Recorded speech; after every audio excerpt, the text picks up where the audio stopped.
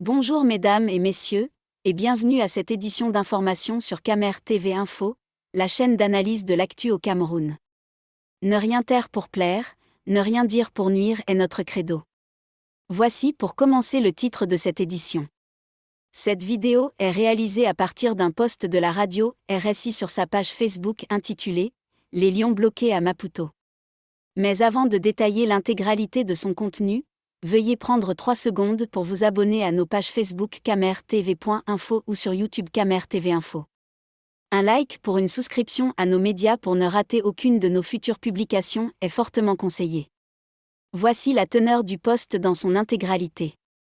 Les lions bloqués à Maputo. Alors qu'il était déjà à l'aéroport prêt pour l'embarquement, les joueurs sont rentrés à l'hôtel, après plus de 3 heures de palabres. La faute peut être au manque de fair-play et à une attitude de mauvais perdant des Mozambicains, mais davantage des légèretés de gestion de la compagnie nationale Camerco. Il était en effet convenu que la compagnie nationale paie le carburant par virement avant son décollage de Douala pour aller récupérer les joueurs.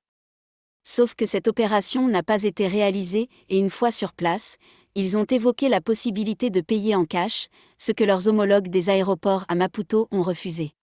Face à ce blocus, un joueur de la sélection nationale a proposé de payer avec sa carte de crédit, mais une fois de plus, la proposition va être rejetée.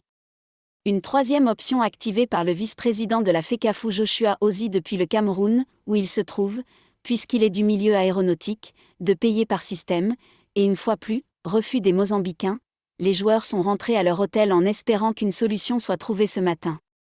Il y a forcément beaucoup de mauvaise foi chez nos amis qui ruminent avec douleur leur défaite, mais sachons gérer les choses avec tact et professionnalisme. Camerco est donc dos au mur à Maputo, et cette situation pourrait perturber certains de ses vols locaux.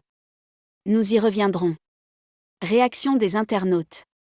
Martin Camus, vous faites dans ce pays des débats inutiles. Lorsqu'une faute est commise, on engage les solutions. S'il y a des solutions qui sont refusées, autant celui qui a merdé au départ est coupable, autant celui qui se braque commet une faute de courtoisie. On parle d'une équipe nationale. Ça va au-delà des simples procédures aéroportuaires. Et depuis leur arrivée, les joueurs ont subi des choses incroyables.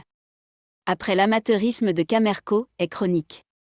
Mais ils peuvent exiger les pénalités et les engagements.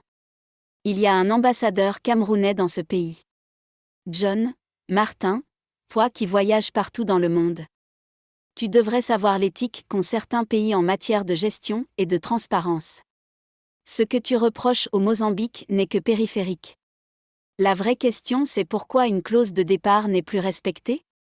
Comment peut-on croire au Cameroun avec de tels agissements ? Manquons des personnes réfléchies dans ce pays pour que nous soyons toujours en train de faire mauvaise presse partout et en tout temps ?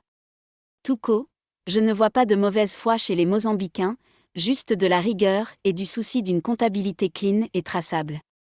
Comment des individus veulent payer via leur compte privé des sommes dues par une personne morale ? On marche sur la tête. Et cette pratique de marcher avec le cash pour brouiller toute traçabilité. Titi, il n'y a aucune mauvaise foi de la Mozambique. Que de la rigueur et du professionnalisme.